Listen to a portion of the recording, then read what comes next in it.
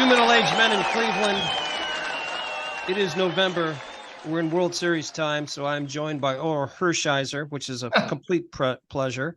Yeah. Episode 124. We don't need to go through this. What? I don't remember this. What are we doing? I know. It's been so long. When is the last time we did this? Is it a month ago? Almost a month ago. Gosh, our lives have been crazy. Yes. We did this. Well, we'll dedicate this episode, if it's okay with you, to Nick Chubb. Chubb, yeah. It's only 24 I could think of. That's, well, I know there's probably not a better one. So many people have reached out to me and appreciate that. Yeah, our lives have just been nuts. Ted has had a bunch of stuff going on. I've had a bunch of stuff going on with work stuff. And unfortunately, something had to give. And unfortunately, it was our podcast. So we'll try to get on a regular schedule. Should be better. Yep. Should be less travel. But we got plenty to talk about and all that. But it's still reeling from the weekend. I'm not going to lie. Spending my time to watch what I watched on Sunday night. Oh, geez, Louise. So got to find something else better to do. As my old boss, Bill Goldring, says, there's something better to do than watch these games. Maybe rake leaves. Good time to rake leaves. Take a walk. I like that. Wash your dog. That's always the options. So how's your life been, buddy? We're catching up. You know, we were in the thick of football and hockey. Football has concluded. The 6th grade football team at Jesu won their tournament city championship. So way to go for them. And now we're on to Cincinnati. Actually, we're on to hockey. There we go. Hockey all the time.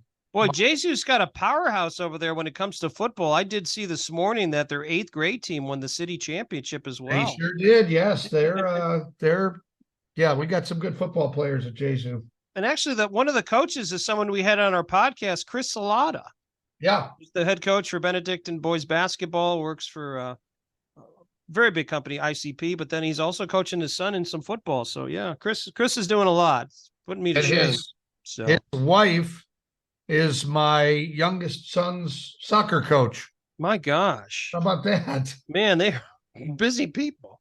Yep. Busy people. Yeah. Well, Ted, what do we have coming up on our show? Well, we got a lot of stuff. Do we have any cross-country updates or anything from you? Oh, actually, we do. Yes. I'm sorry about that. Yeah, my son, who's on the Medina cross-country team, they have advanced to the state tournament as one of the teams for the championship that's coming up this coming Saturday. So my son, who had a very good season, is not on the varsity rosters. Their team's very, very good, but he had a chance to go down to the districts, which was in Elyria.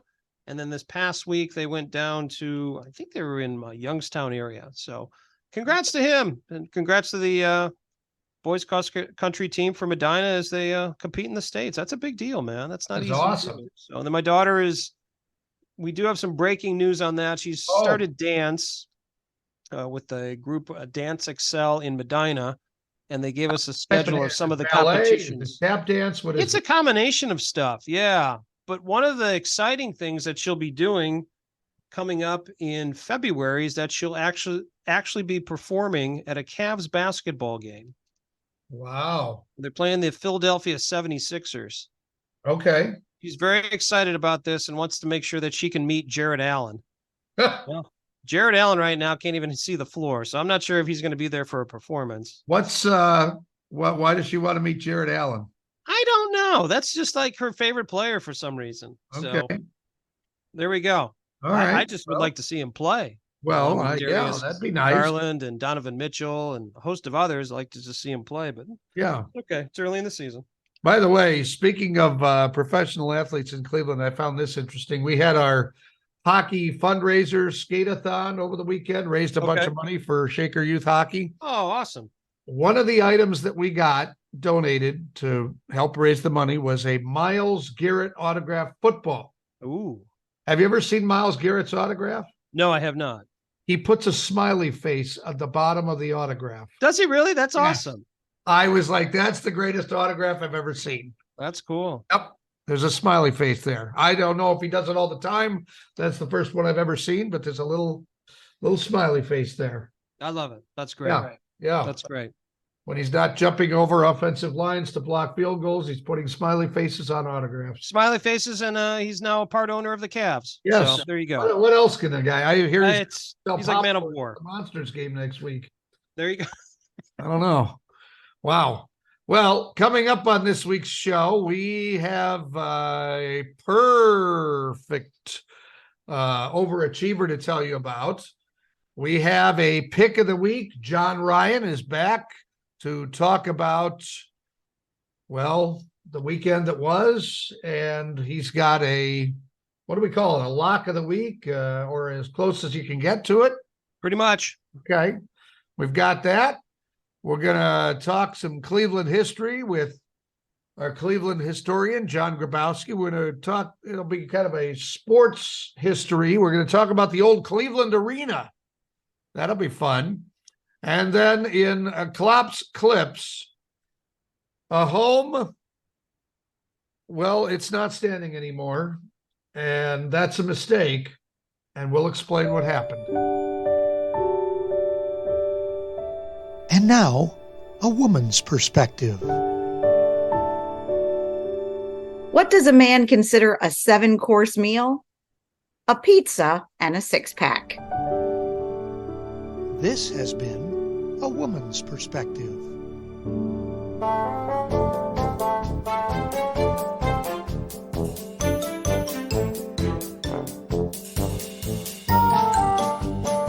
As the leaves fall and the calendar turns, we turn to Destination Cleveland's Jen Brasnovich to tell us all about what we can do as it gets colder outside, which is a depressing thought. I hope you have some things we can do inside, but what do we have here in the month of November for us here in Cleveland, Jen? I know the weather has cooled off. The leaves are gone. The Cavaliers are back at Rocket Mortgage. So that can only mean one thing. It's November in Cleveland. And November in Cleveland, of course, means that we start talking about the holiday season too, because that's how we do things here in Cleveland. And nobody does Christmas like Cleveland. So we like to look forward to it.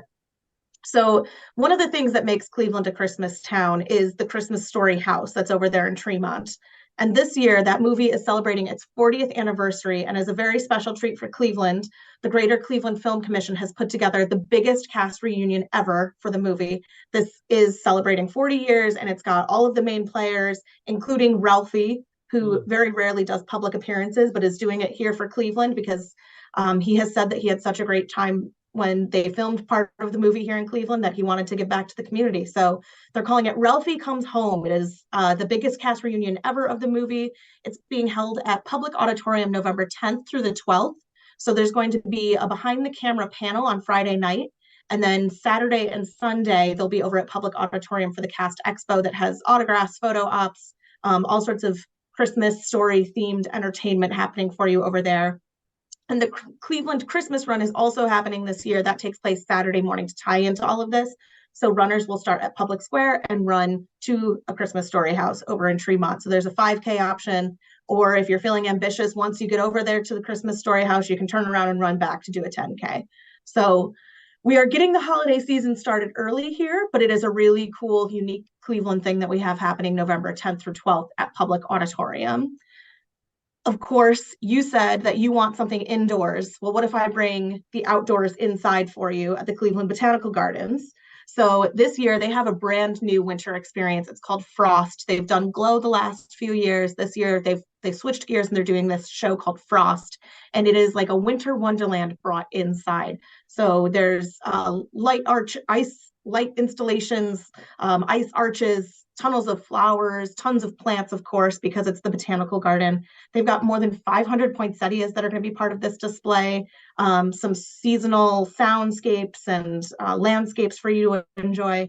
And the Destination Cleveland team got a little bit of a sneak peek at this from the botanical garden. And let me tell you guys, this is going to be really cool.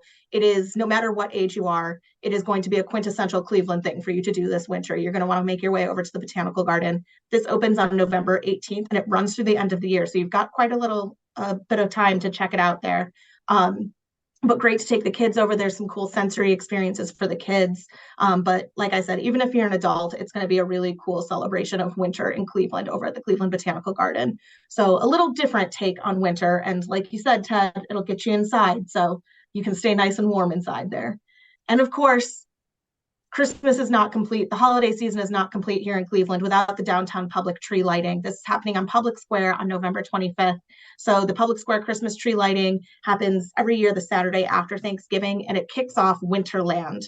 Winterland is that celebration that happens all throughout downtown Cleveland. So there's plenty of excitement day of. There's ice skating, there's events at Tower City, including a massive slide that is modeled after the one that is in A Christmas Story. So we're sensing a theme here this year for the 40th anniversary.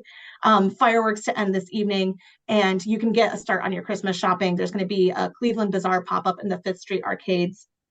But what's really cool is I think it's the second year that they've done this, they're really extending the celebration all winter long. So it's not just about the holiday kickoff.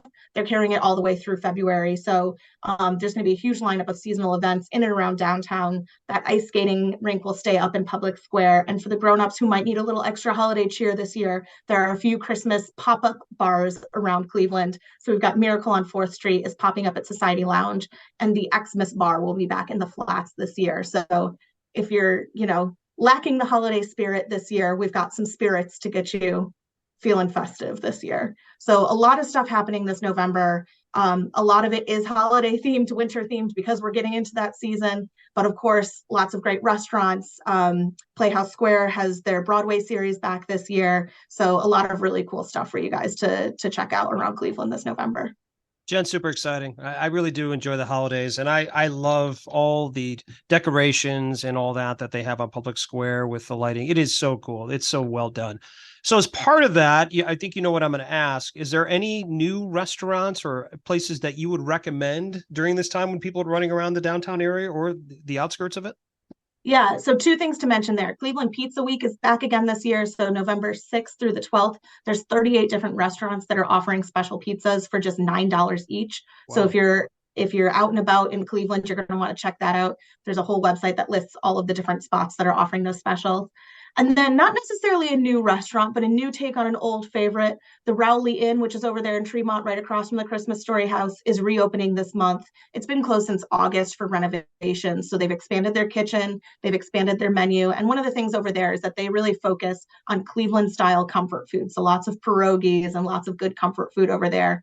But it's been closed for a few months. So if you're out there and you're trying to get in the holiday spirit, stop over, take a picture in front of the Christmas Story House, and then pop over to Rowley and check out some of their new menu additions. They've got a few extra seats in there now. But the big thing is that they finally expanded that kitchen. So their staff is going to be able to pump up meals a little faster for you. They're saying you're going to have better service, quicker service. But it's just a Cleveland classic over there. So definitely something to check out this holiday season. That's awesome. Very cool. I love that place. I've been there many a times, and they have like a bunch of different Cleveland cocktails and all that. They do so well. I'm so happy to hear that went well, and they're going to be opening now. This is perfect time. Perfect timing for everyone who's going to be over there checking out the Christmas Story House in the season. So definitely a stop to make if you're looking for that true Cleveland experience. Is Ralphie going to sit on Santa's lap? We don't have confirmation of that yet. I don't know. And who knows? I don't know if they're going to try to send him down that slide over at Tower City. It's all modeled after that old Higbee's building and the scene in A Christmas Story that was filmed at Higbee's. Right. So we'll see what they can get Ralphie to do. I'm sure there's going to be a Red Ryder BB gun or two on scene with him. So we'll see, but it should be a really cool celebration. And the Greater Cleveland Film Commission has worked really hard to put together this cool celebration. And again, it's just a very uniquely Cleveland thing that you're not going to be able to experience anywhere else. Now, that area that was in the Higbee building where they filmed that's part of the casino now, right? That is part of the casino now, yes. Okay. Well, we like to repurpose our old buildings here in Cleveland. Yeah. Well, I guess they could go, I'm sure there's no, they've redone it all in there, but they could go kind of stand in that spot and say, well, this is, right here where this slot machine is where Santa This is where the magic happened. Yeah, right. All right. Well, thank you, Jen, and happy Thanksgiving. We'll check in for December here before too long. Thanks, guys. Have a great month. Ted, get ready for some good news. Okay. Police recently arrested a man climbing the Eiffel Tower. Of all How the is things this I good can do, news? that I don't know. We're going to see where this leads. This led to visitors being temporarily stranded at the summit. Among them was a reporter for the Associated Press and Washington, D.C. couple. The boyfriend had been planning to propose in a Paris garden with a romantic dinner, but when the lifts were shut down, the guy sprang his surprise. The girl said yes, and the reporter was there to get the story. Okay. By the way, the climber Yeah. was found between the tower's second and third floors. A special team of climbing firefighters led the jackass down, and police arrested him. Well, he didn't get very far. Second He and third. certainly did not. Come And I on. use that language very loosely because when you Yeah. decide to do things like that and you have to have someone rescue you, you are definitely a donkey. There's no Yeah. doubt about that. Okay. Well, despite that, still a memorable outcome for some folks. That's a story to, hey, how'd you propose? Well, let me tell you. Well, it's time once again for us to talk some betting. And there's no one else I'd rather talk with about that than John Ryan from the Predictive Playbook, our favorite sports handicapper. And John, coming off the weekend, college and professional, wow, there were some crazy games this past weekend. Certainly one that jumps out to me that I know you had your clients on was actually Arizona in a college game with a bit of an upset over Oregon State. Yeah, that one was a good one. The weekend as a whole, to be completely transparent, was pretty as close as you could get to a disaster as I have had in at least 5 years. Not to give you a bad visual, guys, but I've always told people some days or some weeks you're the dog, and other weeks you're the fire hydrant. And believe me, yesterday we were truly the fire hydrant. And there was about 100 dogs running around the neighborhood. So we took it on the chin yesterday. We're still about 500 now in the NFL. I haven't had a losing season in the last 7 in the NFL, but there's always going to be that first one. And I mentioned this not to necessarily brag about losing or the fact that college football has done well or that our 10-unit play on Arizona won. But the reality is that this is a dangerous thing to be doing, and people have to realize that nobody has a crystal ball, nobody has any inside information that is a lock. There is no such thing. I've been doing it for 29 years, and that's the biggest red flag I can tell any of the listeners is you get to a handicapper that says they have a lock or a game of the year that's going to win, bet everything you own on it. I would run for the hills as fast as my legs could carry me. So it happens. Yesterday we won one game, I believe, Ken, and the other ones were looking good early, but it doesn't matter how they look good early. They ended up being ATS losers. So we move on to next week, like Bill Belichick loves to say. Yes.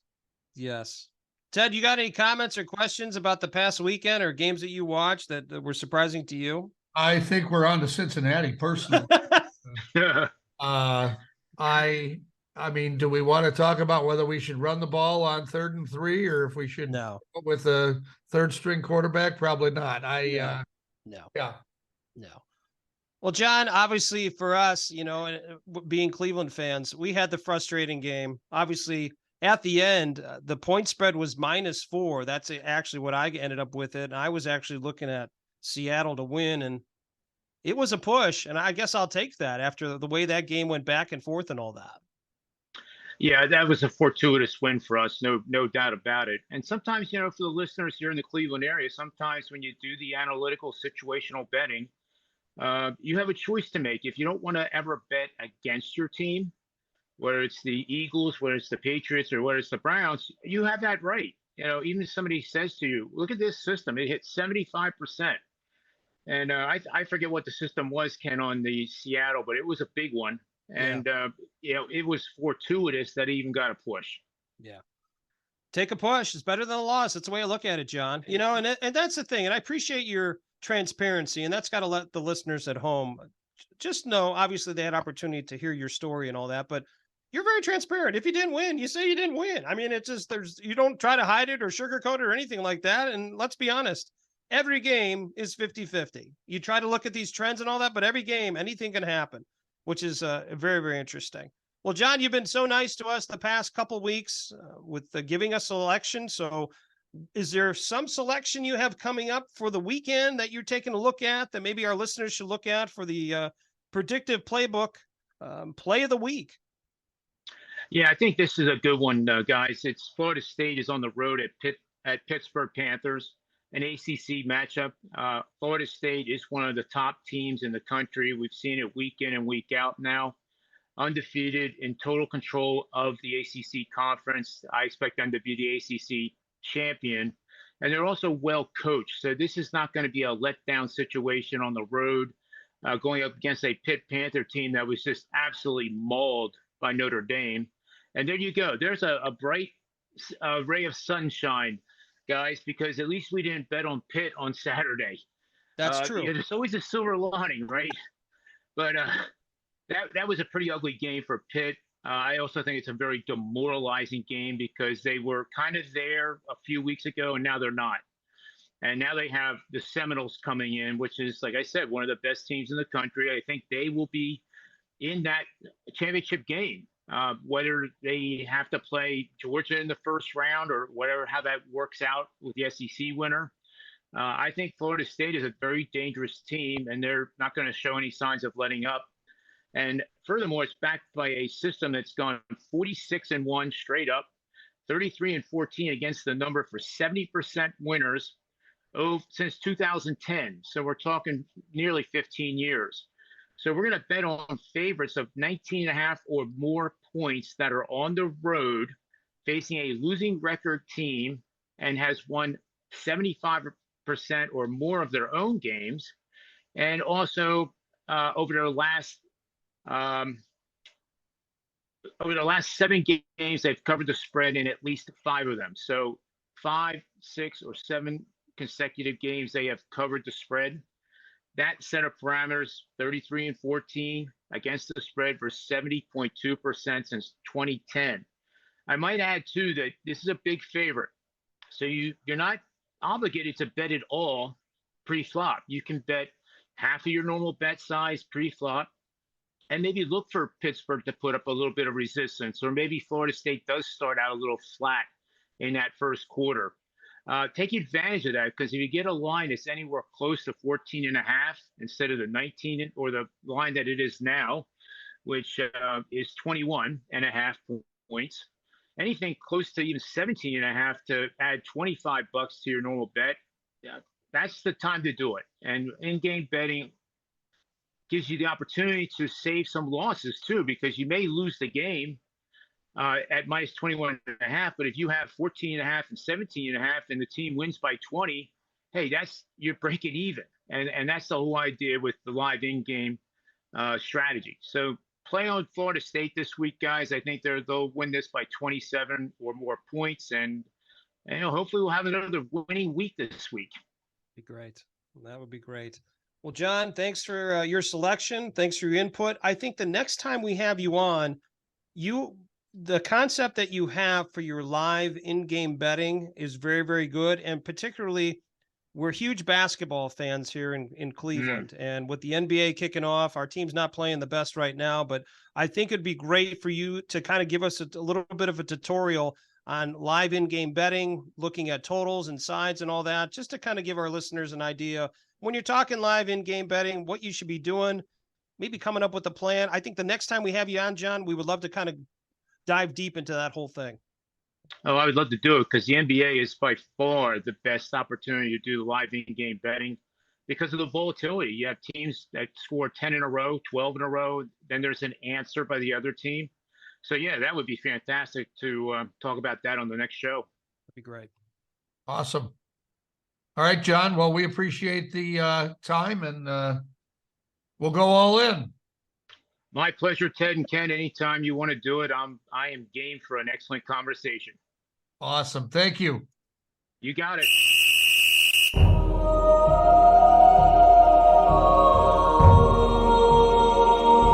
Ted, get ready to overachieve as we have another overachiever. Uh-huh. This one is four-legged. A cat in the United Kingdom is in the Guinness Book of World Records for the loudest purr of any living domestic cat. Oh.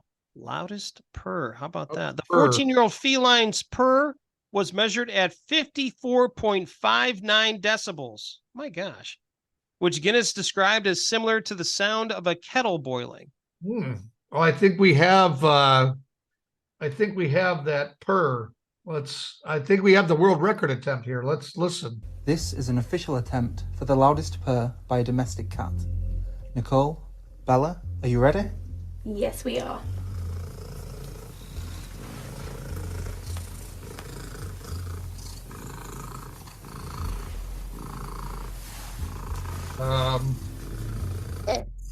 The minimum that you had to achieve today was 50 decibels air-weighted.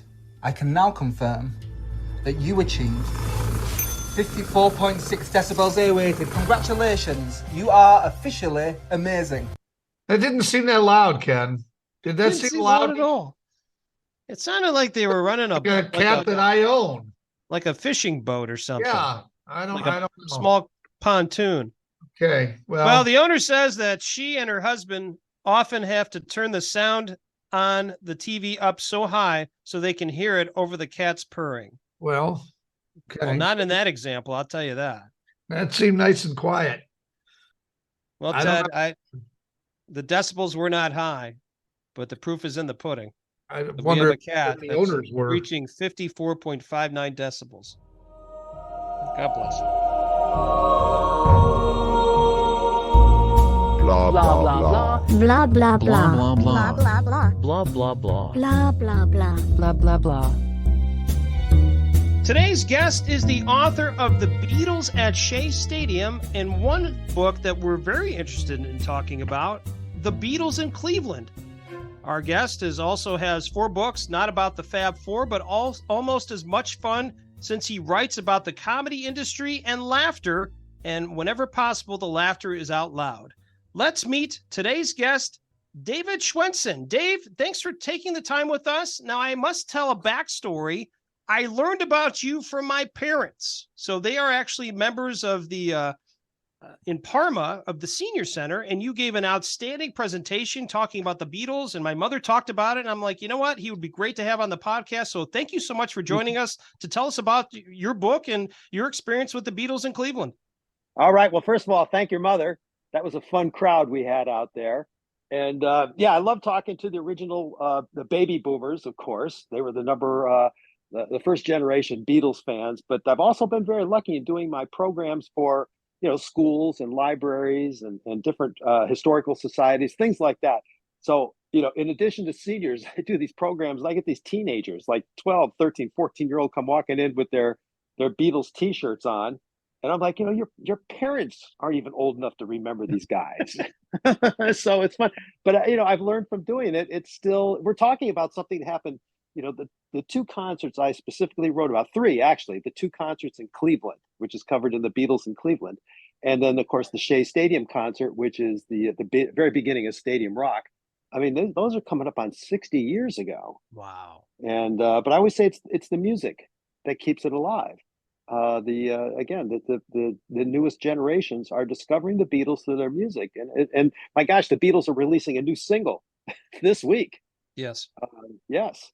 So, and there's all this excitement building. I see it on the internet. I keep in touch with everything like that, and yeah, there's a lot of excitement about that one. So, yes. So, thank your mother again. I certainly will.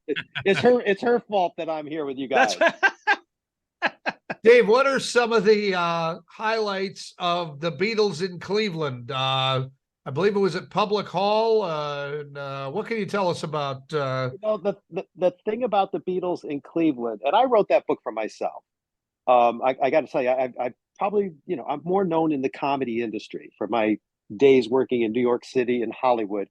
And my first book is How to Be a Working Comic. And my second book, Comedy FAQs and Answers, I interviewed about 40 some of my friends, people I work with in the industry.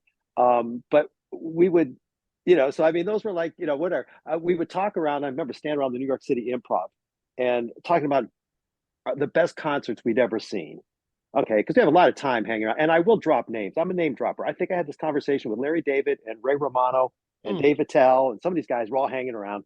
And I would always come out and say, I saw the Beatles. And they're like, what?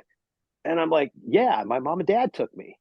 And they're like, what was that about? I said, well, it's like a riot. It was like a hard day's night. Anyway, I'm bringing this up because when I saw them at the Cleveland concert in 1966, but I was too young to go to the one in 1964.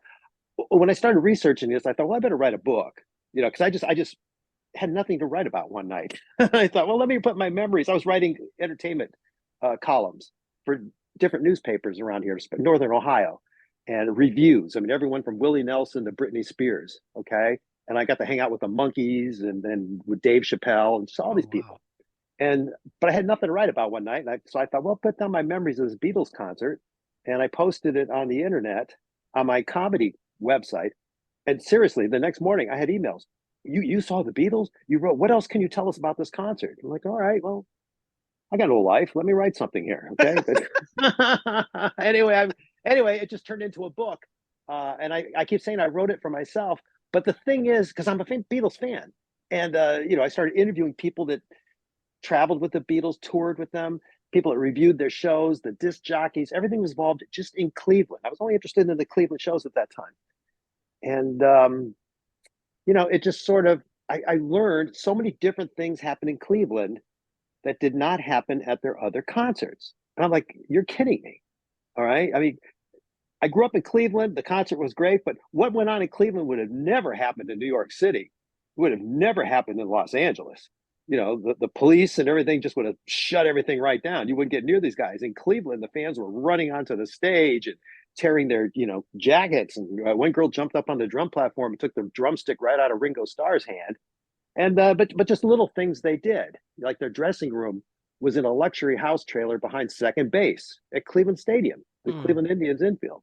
They never did that in New York or LA. You can watch those videos of those concerts, Shea Stadium. The kids didn't even know the Beatles were in the place until they were announced on stage and came running out of the dugout and everyone started screaming. In Cleveland, they waved to everyone before the show started. Then they walked across the Cleveland Indians infield and went in this trailer and sat there the whole time.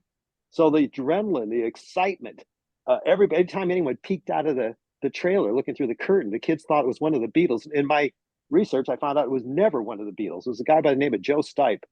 He was in there. He was supposed to be protecting that trailer for the owners. The Beatles were inside, sitting on the couch, reading the newspaper, tuning their guitars.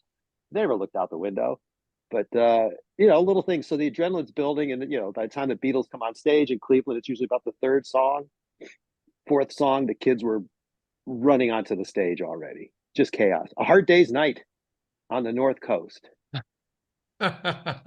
Dave, very intriguing. I myself are a huge Beatles fan as well. I always enjoy their music and a lot of respect. You kind of talked about some of the stories. Was there any other information as you talked to others of maybe overall about the Beatles that you necessarily didn't know before you started doing your research?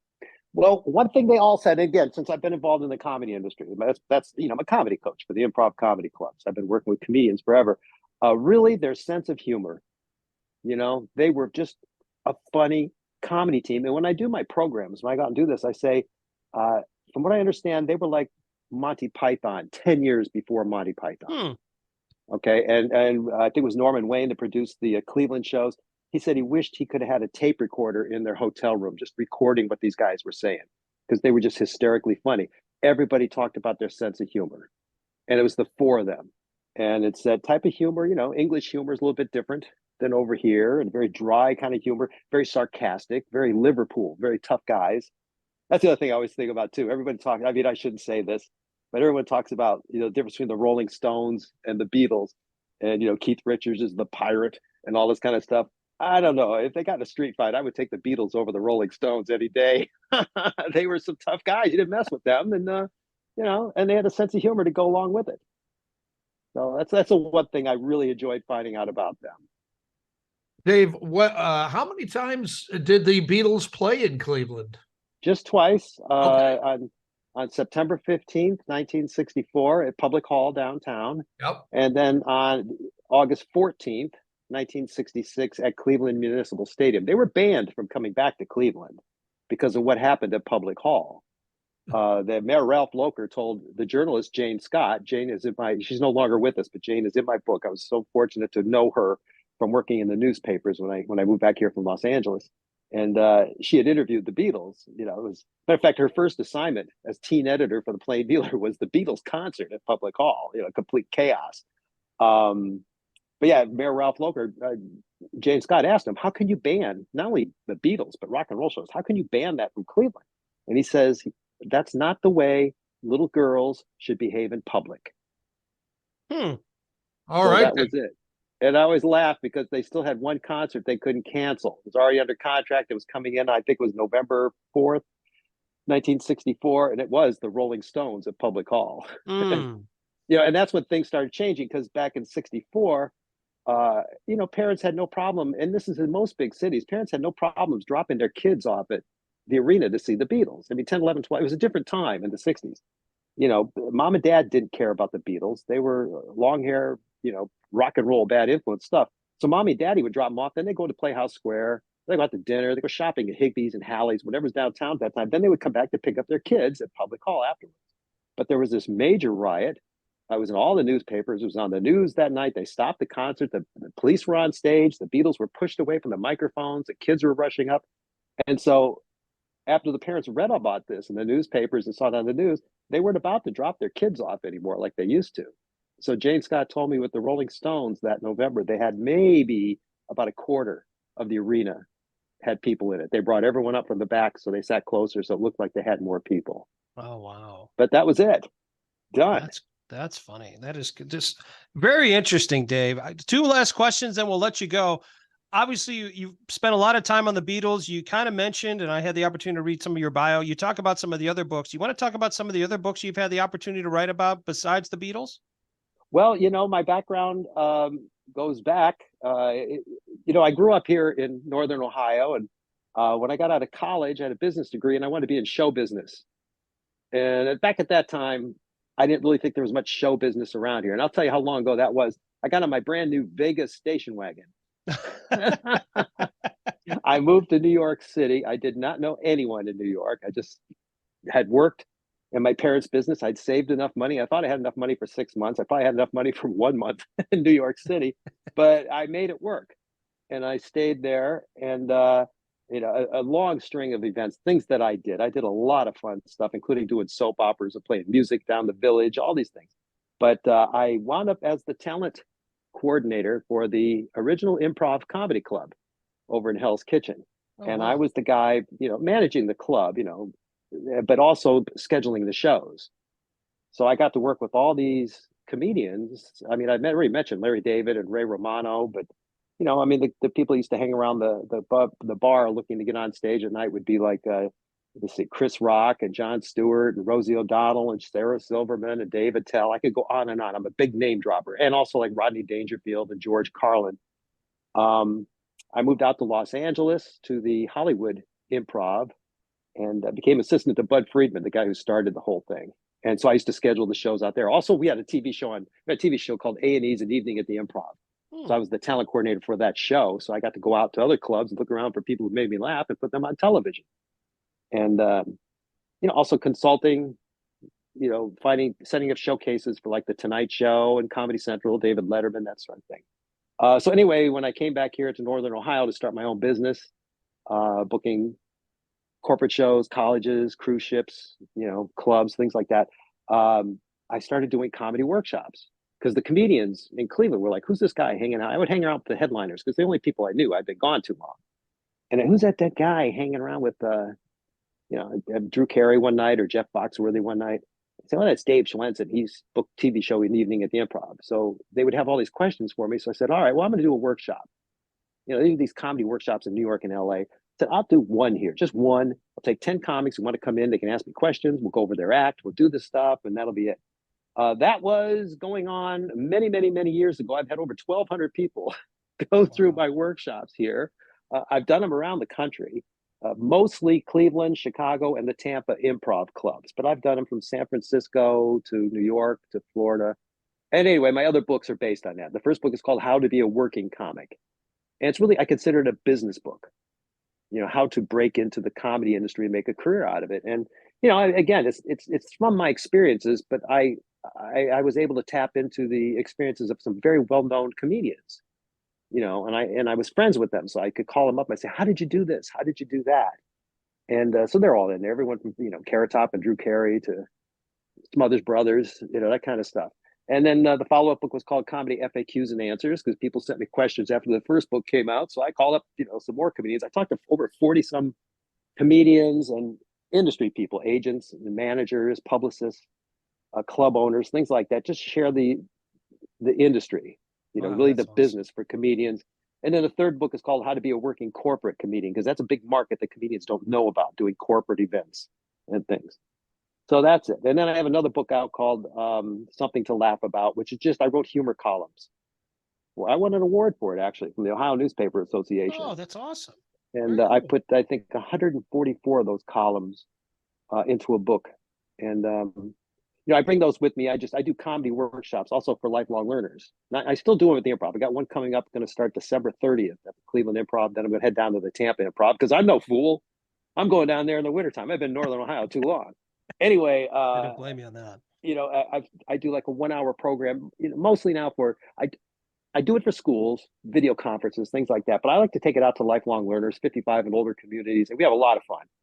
And it's a 1 hour, and I'll take that book out with me, and they can buy a copy there. It's humor, but I get them to write some comedy, get them to tell their jokes. Matter of fact, I set a record this past summer in Sandusky, Ohio. I had a woman came up and did stand-up comedy in front of the group, and I was talking to her because I'm like Johnny Carson. I get to interview him like they're on the Tonight Show.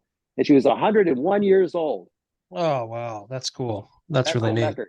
I told her I'm That's coming cool. back next year to work on some new material. That's great. Well, Dave, thank you so much. I mean, obviously, a very interesting man. You've done a lot. Really excited about your books. If people are interested in learning more about you or interested in purchasing your books, where would they go to do that? Well, I always say Amazon. Okay. That's, the number one online seller. So you go to Amazon and you can put in The Beatles in Cleveland, and all my other books come up. Or you can put in How to Be a Working Comic. And again, it'll take you to my author page, and all the books are on there. The Beatles at Shea Stadium. For more about me, like what I do, I have the websites. And since we're talking about the Beatles, you can actually go to BeatlesInCleveland.com and or Beatles at Shea Stadium, or BeatlesSheaStadium.com. And that'll give you I book these programs, and I consider them events. I show films of the Beatles at Public Hall and at Cleveland Stadium or Shea Stadium. So you go on there and see where I'm doing these programs. I have quite a few coming up in Northern Ohio. And or if you want to schedule it, something like that, that's the way to go to it. It has contact forms for me. And for the comedy stuff, it's the THEComedyBook.com, because I wrote the comedy book. That's cool. That's awesome. So, and I do online workshops also for people. Again, they don't have to be comedians. About half the people I work with are aspiring comedians. Others, I work with lawyers and doctors and teachers and students. And I had a psychiatrist in my last workshop in Cleveland. I thought she was analyzing me the whole time. And if she did, she would find out I'm crazy. And I'm going to analyze her as crazy for taking my workshop and getting up and doing stand-up comedy in front of a full audience. So we have fun, a lot of laughs. That's outstanding. Well, Dave, complete pleasure. Thank you so much for joining us. And obviously, we'll have to make sure we check out your book about the Beatles as well as the others, but really appreciate the time. And we look forward to possibly talking to you again down the road. Okay, guys, thank you very much. Have a great day and keep laughing.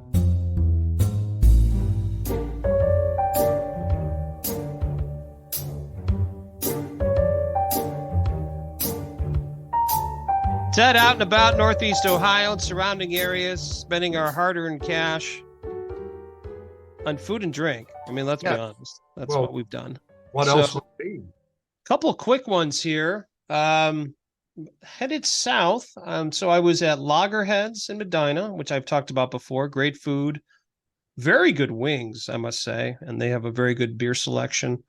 I know we've talked about this place many a times. Planted Flag, which is owned by Aaron Wirtz, who was on our podcast. One of the first people we actually interviewed, I think. He's crushing it. His place has been great. I've been there a couple different times. Great beers. I have actually decided that when I go to his place, he's got great beer, but I have one of his ciders. He has a cider right now. I don't know how he does it. It tastes like a mimosa. And everybody, when I get it, looks at me because it's like bright orange. It looks like orange juice. And when I get it, people are like, what is that? I'm like, well, it's a mimosa. Like, really? So then they try it. I'm like, holy crap. So hats off to Aaron. So very good stuff. And then besides some cross-country meets that I've gone to and a couple other items, I've been just buried with work, man. I did a trip to South Carolina where I hung out in an area called Duncan. And then I was in downtown Landrum where we went to a very cool bar called The Hare and the Hound. It was very neat, great food, good beverages. That's what I got. And then I hung out at the Charlotte airport, which, by the way, I don't think anybody wants to really hang out there. I mean, it's a nice airport. It's just huge and a ton of people. Well, let's be honest. I think it's better than the Cleveland airport, is I'm not a fan of that airport at all. So once again, I'm just, Mayor Bibb will probably never be on our podcast as it is, but I just think that airport is just complete crap. That's where I'm at. Don't like it. Don't like it at all. I don't have to. I could respect it, but I don't have to like it. So that's where I'm at. I do not like the Cleveland airport. So the Hare and the Hound, what did they serve rabbit there? What? I don't understand. No, great name, but no, it's burgers and they have a specialty wrap and all that. I did have an interesting experience where I was told the clam chowder there is good. So I got the clam chowder, and I guess the waiter was confused on what I wanted. So he gave me a bowl of clam chowder, and then I got a sandwich. And with that sandwich, you got clam chowder. More clam chowder. So that was the joke of the day. I hope it was good. Was it good? It wasn't bad. I think it was Campbell's. Soup is good food. So, but it was good. Yeah, it was good. Good. And the only other experience I had, I went to a Cracker Barrel where, I'm not sure if this happened to you or not, I ordered iced tea, and twice, not once, but twice, when the waitress decided to pour my iced tea in my cup, dumped it all over my pants. Not once, twice. Missed the cup. Same place? Pretty much. Oh, yeah, boy. it looks like I had a problem. Yeah. So that was fun. So once again, I'm just glad to bring humor to my fellow employees and all that. But yeah, it was very interesting. Did she have a problem when it came time for the tip? No, we still tipped the way we should, but she just kind of acted as though nothing happened. That's probably the part that's the funniest. Okay. There you go. Well, Ken, I had a big trip to Minneapolis. Oh, this was huge. Okay. I got there on a Monday night, picked the coworkers up because I have to drive the van. We had a trade show, picked the coworkers up Tuesday morning, set up for the trade show, went to the trade show Tuesday night, got the chills. Oh, no. Sat in the van the rest of the evening. They drove me back to the hotel, and I slept for 2 days and missed the whole. Oh, my. No. Seriously? Oh, yeah. That's terrible. Yeah. That's terrible. I may have had COVID. I don't know. I was in a hotel, so I didn't test. I just stayed to myself. And, ordinarily when I come home, my wife's like, come on, hurry, drive as fast as you can. Let's go. And in this particular case, take your time. Take your time. Take your time. Yep. If you got to stay in a hotel for an extra day or 3, it's okay. So Are you feeling better now? You good? Oh, I'm fine. Yeah, I can't hear out of my right ear, but other than that, everything's good. What? Yes. I tell my wife to stand on that side, and then everything's good. Yeah. So, No issues. Yep. My wife, this is where it is now at our house. My wife has a cold. She's losing her voice, so she can't talk and I can't hear. Wow, you guys are the perfect match. Oh, yeah, it's great. It's a perfect match. Yep. Oh, outstanding. Is that what we have? That's your out and about? That's all I got. I love it. Well, we're out supporting many industries, I guess, and you could say in the U.S. I mean, we've expanded our horizons. South Carolina, Minneapolis, and of course, our wonderful area of Northeast Ohio. Get out and support your bars and restaurants, and don't forget to be out and about yourself.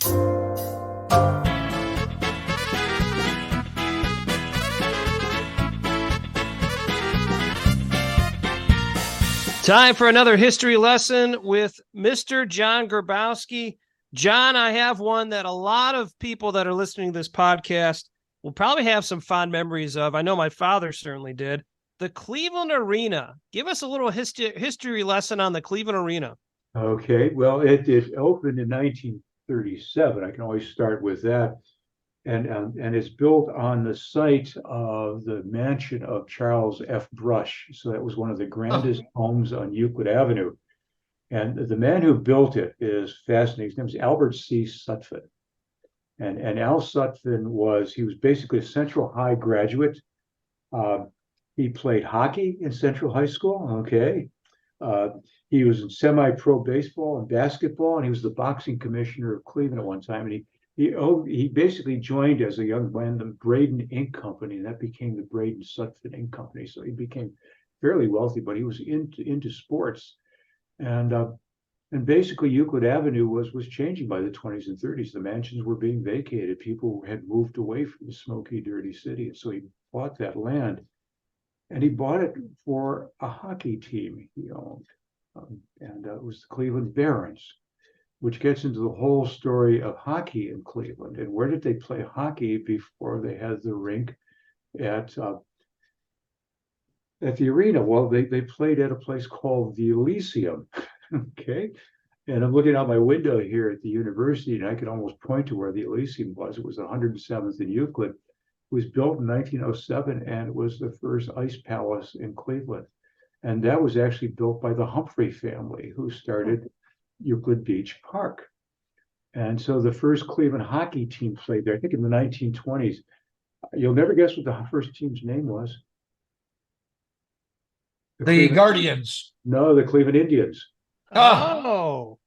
So we had a football team named the Indians. We had a hockey team named the Indians and a baseball team named the Indians. And Sutphin was into hockey. And the cost, I'm looking at my figures here, I think it was $1.3 million. Sutphin raised that money. $1.5 million, a 10,000 seat facility. And he was smart. It was not just the arena. The frontage on Euclid Avenue had stores. So he had income from the store. But he didn't need that because the first event there was not a hockey game. It was the Ice Follies. And at one point when the arena was really going in the 1940s, I think there were 300 plus events within a single year. Oh my. So it was Ice Follies, it was hockey, and the Barons were there. What we're looking at then is either track meets, the Knights of Columbus track meets. There were boxing matches there. Well, one of the ones was a championship bout in 1947, and it was tragic because Jimmy Doyle, who was one of the boxers, died in the ring there. So he died from bats in the ring. And so it was hockey, and then of course 1952 is the Moondog Coronation Ball. The legendary Moondog Coronation. Legendary, which ended after one number because it was overpacked. And I've always said that was kind of indicative of what every rock and roll concert would be from then on. But that's the Moondog Coronation Ball. And then, Sutphin sells out in 1949. He sells out in 1949. The point is, I think it's 49 for him. What I do know is that by the late 40s, they had essentially paid off the entire mortgage. Oh, my. So, yeah. The mortgage was paid off in 10 to 12 years. Yeah. Wow. That was the activity on Euclid Avenue. So it was a place to go. I mean, it was track and field when the Knights of Columbus track meet was one of the meets. The big track meet was, New York Athletic Club meet. It's a different athletic world at that time. But, the story for me is fascinating. Hockey coming to Cleveland. It grows really slowly. One of my grad students, Megan Schill, is the expert on hockey. You need to have her on if you ever do hockey sometime. She actually lectures my sports history class on hockey, but it grows slowly. But look at it now. I mean, and you can't have hockey outside of Canada, really, where things freeze over naturally until you invent refrigerated rinks. And those begin in the 19th century, and that's what the Elysium had, and that's what the arena had. So it's a marvel. I often compare the fact that, that's, if we talk about the Moondog Coronation Ball at the arena, if you look at Charles F. Brush's house, he had one of the largest pipe organs in Cleveland. It went up 3 stories. The pipes went up 3 stories, and it's also you go from this classical pipe organ to rock and roll and all these. It's now I believe the American Red Cross headquarters are there at that point. Yeah. Now, John, the Cleveland Arena, we all know that Nick Maletti. Oh yeah. He wanted to. There was a fight. He moved out of town, but was the arena outdated at that point, or was Nick Maletti just wanting to leave town? There's more. I think there's more to the story than just Nick Maletti wants to leave. Oh yeah. Well, the arena was fairly outdated at that point. It had limitations, and Nick Maletti was searching for someplace else in town, and I don't think he got that. I don't know the story fully, but he decided to build the Coliseum, which is now gone, and he felt that building it out, on the highway between Akron and Cleveland would allow people from both cities to, come to the events there. Of course, they found out that the traffic jams were immense when they went there. But the arena was going down because the 1970s was not the best period in Cleveland's history. Sure. And had it, it could have survived, but it ceased hosting major events in 1974. It was torn down in 1977. Wow. So if you're looking at Cleveland in the 1970s, you're looking at a period of immense population loss. You're looking at default coming in. You're looking at civil dysfunction coming in. And Euclid Avenue at that time has basically lost a lot of its sheen. If you look at Euclid Avenue, many people remember it as Millionaires Row, but that was shifting out by the 1920s. And Euclid Avenue had music venues after that. It had Leo's Casino. It also had it had a number of dance halls along Euclid Avenue and used car lots and heaven knows what else. But by the 70s, those were moving out as well. And of course, now is the Healthline Corridor. It's the Euclid Corridor, and it's Midtown's been revivified, so to speak. Looking at the Cleveland Foundation, which moved its headquarters out on Euclid, I think at East 71st Street or close to in the East 70s there. It comes and goes. But the arena is a place of memories for people who love sports, and particularly hockey fans. Oh, for sure. It's just, because it was, okay, you'd seated 10,000, but your proximity to the playing area was really close. And let's not forget that it also hosted basketball. Yeah.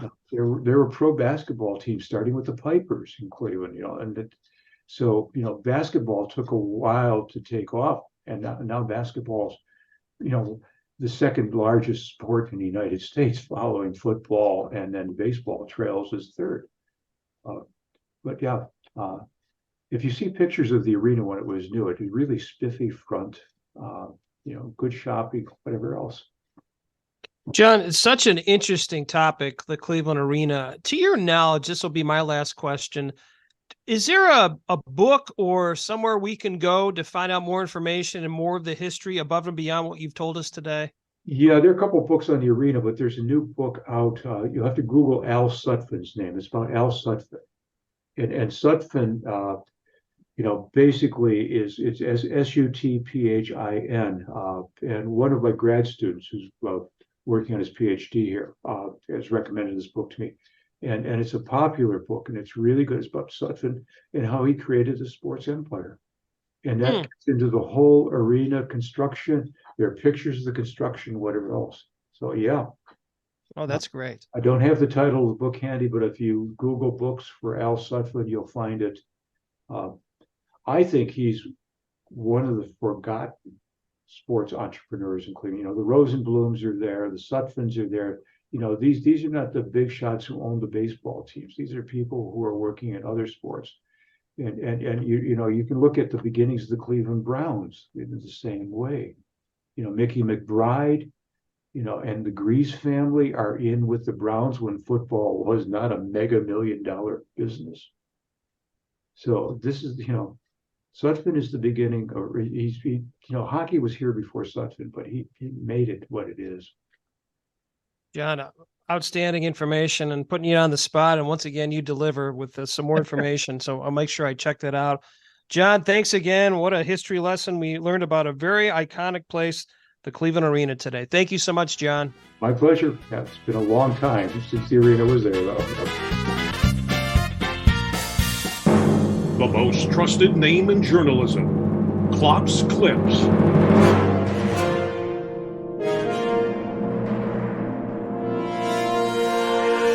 All right, Ken, here we go. An accused thief in Poland used a unique method to try to pull off his crime. The 22-year-old man snuck into the store of the display of a store in a mall, and then he stood there motionless until the mall closed and everybody left. Then he apparently robbed the jewelry stand in the mall and got away with it. He was apparently happy with his first effort, so he came back and tried again a few days later. He stopped for some food, though, on the way there, and that's when he was recognized by mall security and arrested. He could get 10 years in prison. The guy was hungry. Apparently. Had to do it. Yeah. An Atlanta home was accidentally demolished. Oh, no. The home had apparently been vacant for several years, but the taxes were paid, and the home was apparently kept up by the owner. The grass was mowed and whatnot. The owner was out of town recently when she received a phone call from a neighbor saying that the home was destroyed. She sent a family member to the home who asked the demolition crew to see their permit. Apparently, a worker with the demolition crew pulled out the permit and said, quote, "Oh, I'm at the wrong address." This is after, there's a pile of rubble as he's saying this. The company, ironically called, "You Call It, We Haul It." They're investigating the mistake. Investigating. Let me get this straight. Please. You knocked down which house? No, that's the wrong one. Yeah. Wow, that is a lawsuit and a half, I can imagine. Yeah. A brewery in China. Speaking of lawsuits, this could be one. They're in trouble after a viral video got out that apparently shows a worker peeing in a tank of malt. The brewery says the brewery says the batch of malt in the tank was sealed off from use, and the urination was reported at the first opportunity. I don't know when that was in relation to the peeing took place, but ironically, after the video was released, shares of the brewery fell sharply when the Shanghai Stock Exchange opened, but they have since recovered. I think that's just part of their recipe. I don't think that's anything different. I got to tell you, if that happened to my beer, I might be kind of pissed. Yeah. Charity-run thrift store in Wales is asking supporters to stop donating their used and unused adult toys. God. Jeez. The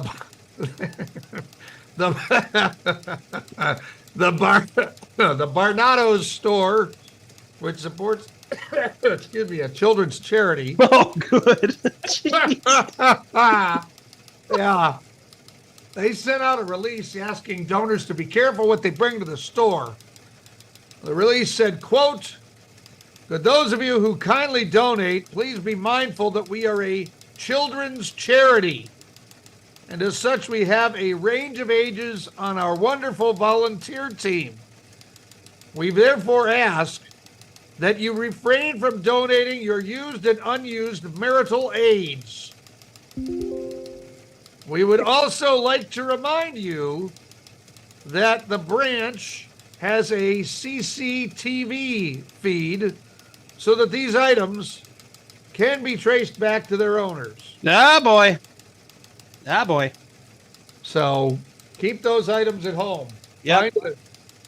The garbage is just fine. The garbage is fine. Those. Correct. Don't need to donate those.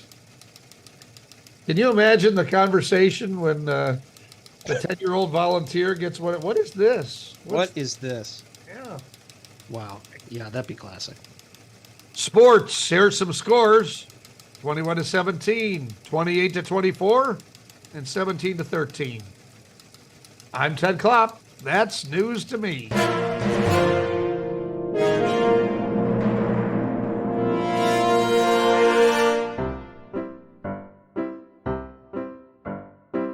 Oh no, not a dad joke. Hey, Ken, what did one wall say to the other? I don't know. I'll meet you at the corner. That joke was horrible. We are coming to the end of episode number 124. Two middle-aged men in Cleveland.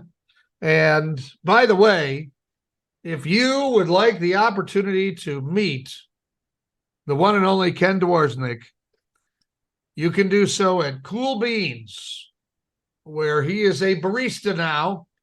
He'll pour you a cup of coffee, and if you're nice to him, maybe he'll sign an autograph. I don't know that it'll be his name that he writes.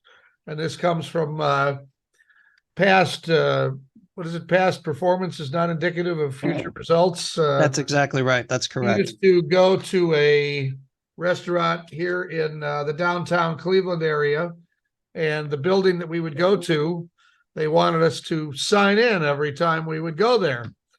And we had a contest between the two of us to see who could put the most ridiculous name down. And so we were Donald Duck and Kevin Stefanski and Joe Tate, all kinds of different people. I was Joe Carter the one time. Nobody said Okay. anything. Yeah. Yeah. Sometimes it was timely, news that like if Donald Trump just got elected, we were Donald Trump. Sometimes it was just, arbitrary, celebrity name. Oral Hershiser. No one never even questioned it.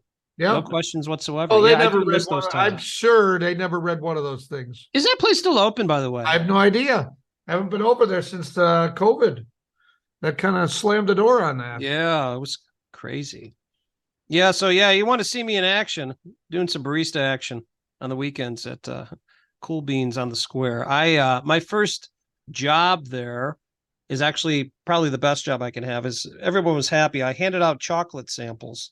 Oh, it was the chocolate festival they had in Medina around the square, and so I handed out chocolate. Let's be honest, who's going to say no to that? Right. Would you like to sample this? Yes. Why It was so- good. Yeah, it made everyone happy. It was great. Yeah, It's great. that's awesome. You pour a mean cup of the Joe.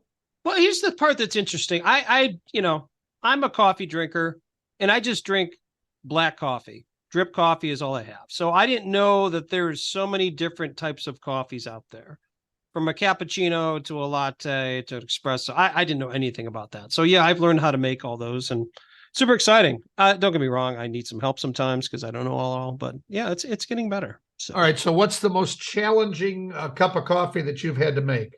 Something called an almond joy, which is a combination of some different syrups and all that. So that would probably be the most difficult that I've had to make. So only one person has complained so far of the coffee that I've made. So that's pretty good. I've made a lot. So. Have you ever poured the coffee on a person instead of in their cup? No. Luckily, all we do is we make the coffee in the back. Oh, and then we present that to them. So there's never an option to get injured. You write their name on it? Their name is written and then they also write down what they're getting. So now, do you write little funny messages? Like I hope this brightens your day, or may a dark cloud follow you home, or something like that. Do you ever write? No, the problem that I have, and it's been a problem since I've been born, is that my handwriting is awful. You can't read it. So I don't write anything. So I have other people write on there because they're not going to be able to read it. That's kind of where I'm at. So I don't have to worry about brightening someone's day because they're never going to read my stuff. There it is. And you will appreciate this. When I used to work with Jeff Phelps, since we're name dropping on this show. Yeah, we like to name drop. Perfect. When I worked with Jeff Phelps at Channel 19 and 43, you would cut the highlights and do a shot sheet for him. I would have to type my shot sheets up because nobody could read them. Yep. I love it. Yeah. That's classic. Well, that's what we got. Anything exciting coming up this week? A little bit more work.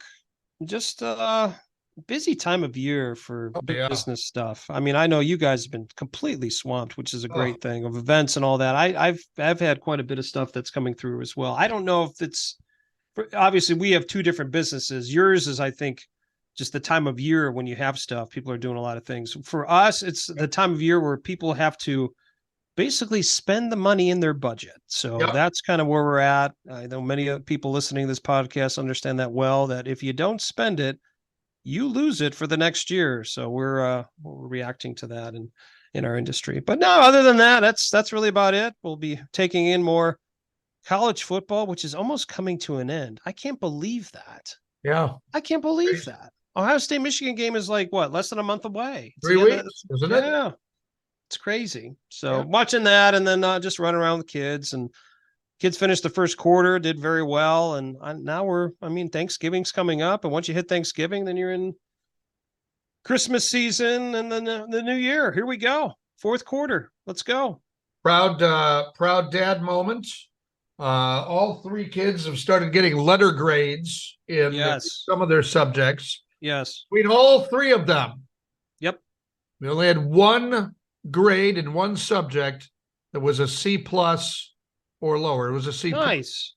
And I'm told by that particular child, who shall remain nameless, that it was a tandem project, and his grade suffered in part because his partner did not do what he was supposed to. It's always easier to blame the partner. Well, that's true. So I would do the same. I don't know if I buy that or not, but as I tell them always, straight A's we've talked about a reward for straight A's, so we'll see if anybody gets it. What reward do we get? Oh, well, we've talked about a choice of things. It could be, they've been asking if they can have a computer for the kids. I said, get straight A's and we'll get you a computer. There you go. Nice. So exciting. A's and B's, which is acceptable. Yes. Straight A's is what we're shooting for. Yeah, absolutely. That's great. Good for them. Good for them. Well, Ted, great show today. Very exciting. Jen Brastovich, thank you. We really appreciate. Did we have Dusty Sloan today or no? Oh.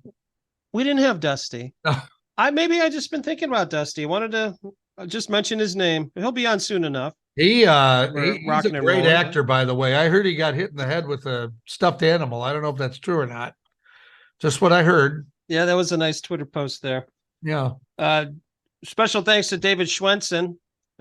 He's got a book about the Beatles in Cleveland, so check that out. Doesn't he have a burger? Oh, that's Swenson's. That's Swenson's. No, Swenson's. Okay. Very similar, different though. Okay. And Mr. Grabowski, the professor, telling about us was it Cleveland Arena? Cleveland Arena, yes. Cleveland Arena, very exciting, very exciting. And of course, Ted, thank you for your time and effort on this podcast, and we look forward to bringing this to you once again. Maybe in 2 weeks. I don't know. We'll see. It's depending on what our schedules are. And if you don't have COVID. So there we go. Yeah, well, small things. Small things. Maybe I'll be able to hear the next time we speak. Yeah, maybe you won't. What? Maybe you won't want to. So there we go. Well, Ted, just don't forget, we're just 2 middle-aged men in Cleveland. 2 Middle-Aged Men in Cleveland is sponsored by Westminster AV. Custom audio-visual packages for all occasions.